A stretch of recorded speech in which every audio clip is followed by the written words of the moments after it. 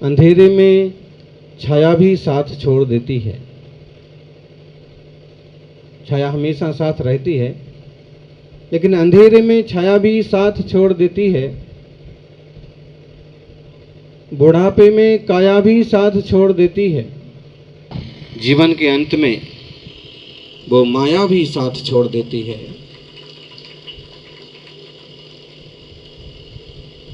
सारा जीवन दांव पर लगा देते हैं जिस दौलत के लिए, जीवन के अंत में वो माया भी साथ छोड़ देती है। न छाया काम आती है, न काया काम आती है, न माया काम आती है। यदि काम आती है तो केवल प्रभु भक्ति काम आती है,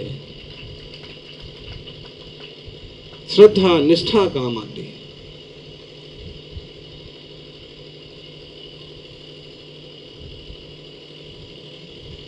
एक बहुत बड़े सम्राट थे और राजा लोग अनेक शादियां भी कर लेते थे। कई बार राजनीतिक कारण होते थे और कई बार शौक होते थे। राजा के एक नहीं चार चार रानियां थी।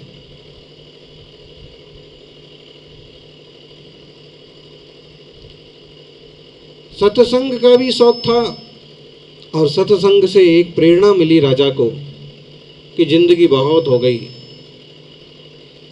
राज बहुत कर लिया, उठा पटक बहुत हो गई, अब मुझे कुछ अपने लिए भी करना चाहिए।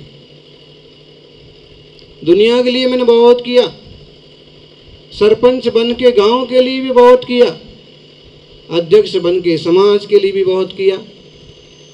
अब मुझे आत्मशुद्धि के लिए, शांति के लिए, निर्मलता के लिए कुछ करना चाहिए। और जब ये बात ध्यान में आई तो उन्होंने संत के पास जाकर के कहा कि मैं चाहता हूं कि मैं वानप्रस्थ आश्रम स्वीकार करूं।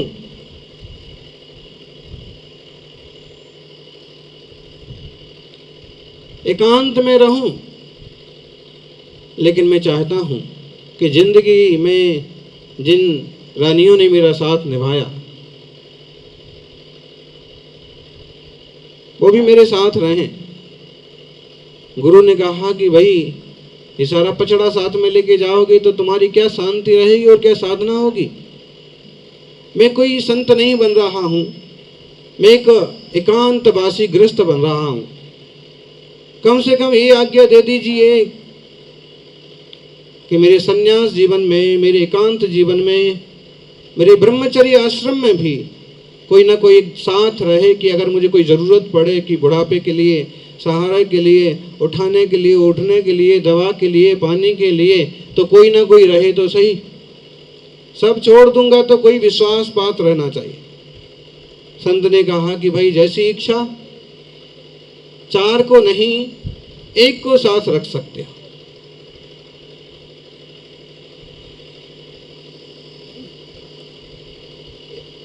एक को साथ रख लीजिएगा, क्योंकि चार चार रहेंगी तो रोज रोज चक्कर चक्कर होता ही रहेगा। एक रहेगी तो आपका काम भी चलता रहेगा और शांति भी बनी रह सकती है। सम्राट ने कहा बिल्कुल ठीक, आपकी आज्ञा स्वीकार है। और उन्होंने विचार किया क्यों नहीं, जो सबसे नई है, सबसे छोटी है, सबसे सुंदर है, और उसे साथ रखा जाए। भाई धर्म ध्यान भी उनका भी होगा। राजा ने सबसे छोटी रानी से आग्रह किया कि आप हमारे साथ वानप्रस्थ आश्रम में चलेंगे, एकांत में रहेंगे, धर्म ध्यान करेंगे, प्रभु का भजन करेंगे, संसार के जंजाल से दूर रहेंगे। छोटी रानी ने कहा कि महाराज आपको यह जंगल की क्या सूझी, एकांत की क्या सूझी, राज कौन सा बुरा है, यहाँ कौन से आराम की कमी है। राजा ने कहा आराम की बात नहीं है, आराम की बात नहीं है, शांति की बात है। राजकाज में बहुत तकलीफ होती है। राज समाज महाअग कारण बैर बढ़ावन हारा। राज और राजनीति में तो बैर ही बढ़ते हैं, एक दूसरे की टांग खिंचाई होती रहती है, शांति नहीं रहती है। मुझे शांति और एकांत चाहिए। तो महाराज आप यहीं कहीं एकांत में रह लीजिए। नहीं नहीं, मैंने निश्चित कर लिया है, जंगल जाएंगे, एकांत में रहेंगे, और आप चलना चाहें तो। उसने कहा नाना, हम तो नहीं जाएंगे, हम तो सबसे छोटी रानी हैं आपकी, और हम तो बहुत नए हैं। आप जाना चाहें तो जरूर जाइए, आप ना सही कोई और सही। राजा को झटका लगा, बताइए ऐसी बात करती है। लेकिन मेरा निश्चय पक्का है, इसकी इच्छा नहीं है तो दूसरी रानी के पास चलते। इसे यहाँ रहने दो, इसको जहाँ जाने वहाँ जाने दो, दूसरी रानी के पास। दूसरी का मतलब सबसे छोटी से उससे थोड़ी बड़ी या थोड़ी से पहले वाली। उसके पास गया, उसको भी वही सारी बात कही और कहा कि बिल्कुल आप हमारे साथ चलिए, जंगल में एकांत में धर्म ध्यान करेंगे, प्रभु का नाम लेंगे, भक्ति करेंगे। उसने भी वही सारी बातें कही कि यहाँ क्या तकलीफ है, आराम से रह रहे हैं, समय पर भोजन हो रहा है, नौकर चाकर तैयार। राजा ने कहा तकलीफ की बात नहीं है, लेकिन दुनियादारी में शांति नहीं मिल सकती। भाई आपकी इच्छा है, भले आप जाइए, आप जाइए, मैं आपको याद कर लिया करूंगी, लेकिन आपके साथ नहीं आऊंगी, मैं आपके साथ नहीं आऊंगी। जंगल का मामला, एकांत का मामला, और क्या शांति, यहाँ आराम है, आराम को छोड़ के कौन जाएगा। कभी कभी आपका नाम बना रहेगा।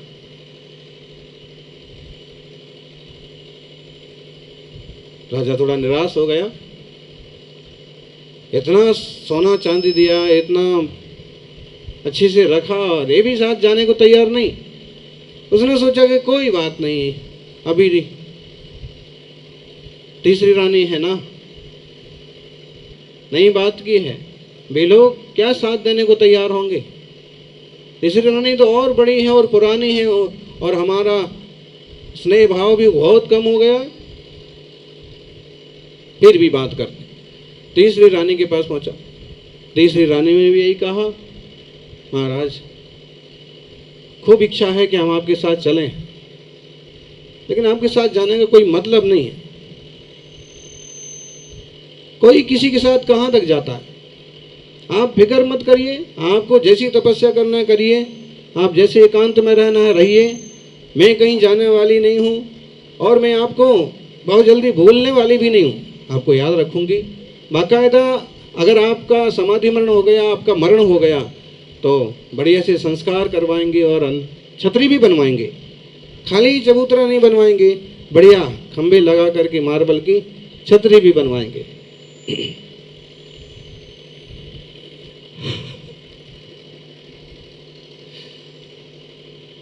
राजा ने कहा, राजा क्या कहता, बेचारा चुप रह गया।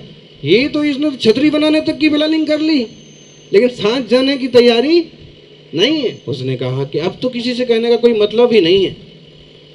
अब जो पास के लोग थे वो मना कर रहे, तो चौथी रानी जो सबसे पहले आई थी घर में, सबसे बुजुर्ग जैसे हैं और सबसे पुराने हैं, उनसे तो क्या उम्मीद कर सकते हैं। वैसे ही महीनों से उनसे बात नहीं की, तो उनको तो कितना बुरा लगता होगा। और हम मौके पर बात करेंगे कि आप हमारी हेल्प करो, साथ में चलो, कभी हमें ज़रूरत पड़ती है कि कोई एक गिलास पानी दे दे, कि कोई सिर दुखे तो सिर दबा दे, हैं। तो ऐसे ब्रह्मचर्य के आश्रम में साथ रहें, मुश्किल है उनका तैयार होना।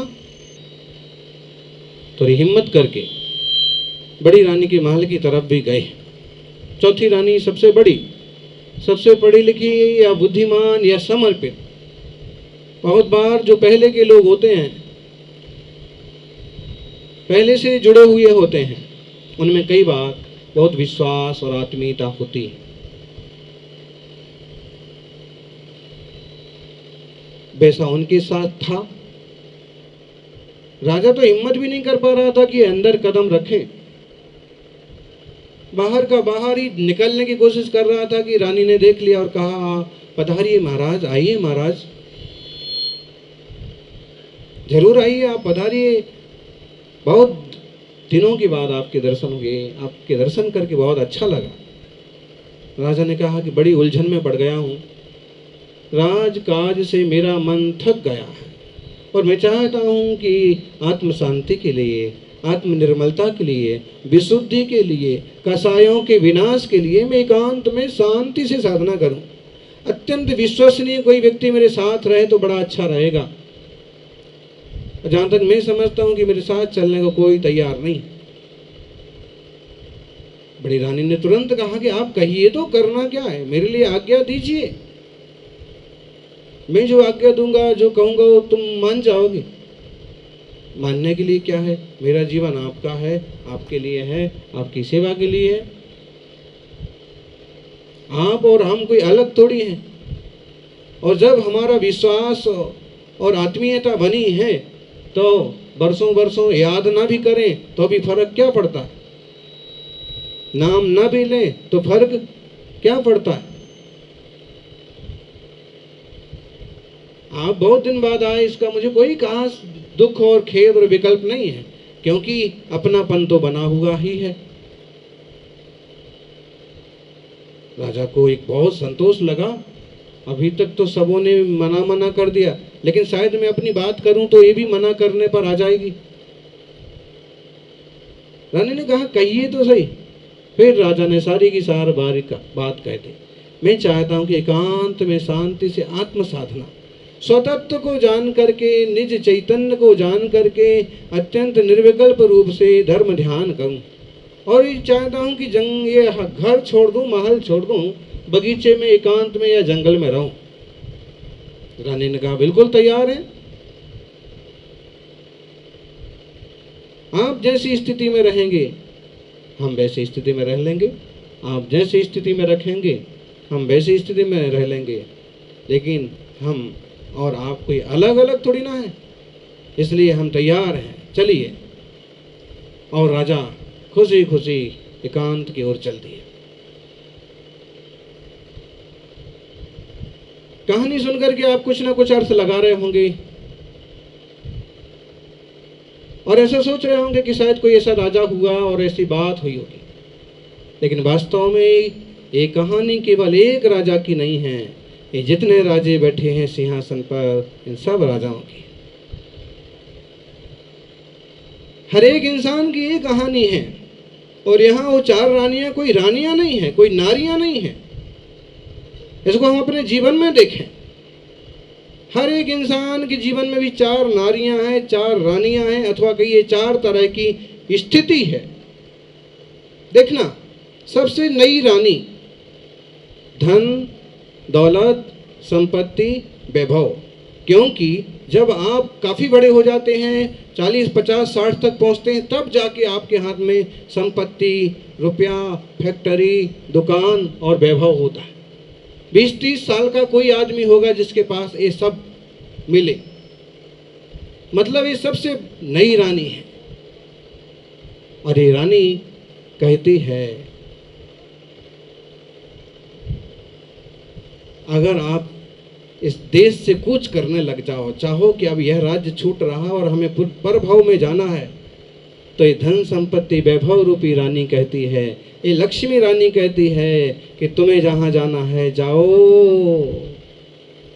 यहाँ रहना यहाँ रहो। लेकिन तुम कहते हो कि हमारा वारंट कट गया है, तो कहती तुम्हें जहाँ जाना है जाओ, मैं तो किसी और के पास चली जाऊंगी।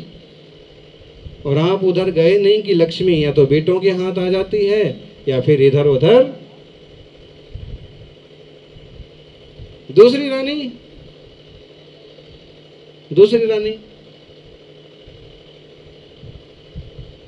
पद, प्रतिष्ठा, इज्जत, धन संपत्ति आते आते आपके साथ 1-2 चीजें और आ जाती हैं कि आपको कोई ना कोई पद मिल जाता है।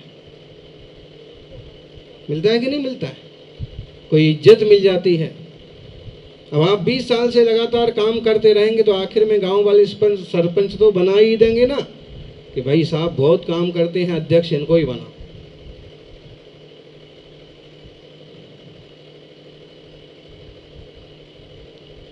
है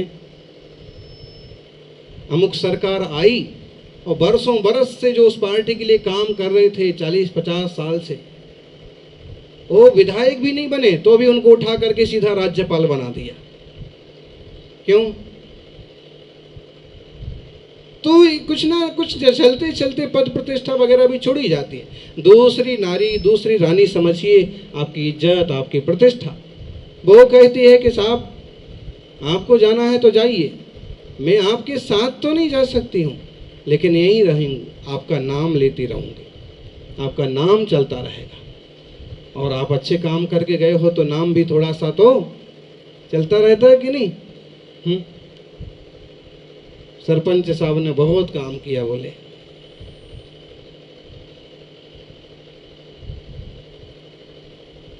अध्यक्ष जी ने बहुत काम कराया, नाम वो थोड़ा चलता रहता है लेकिन वो साथ में नहीं जाते हैं। नाम, इज्जत और पद थोड़े दिन यहीं चलते रहते हैं।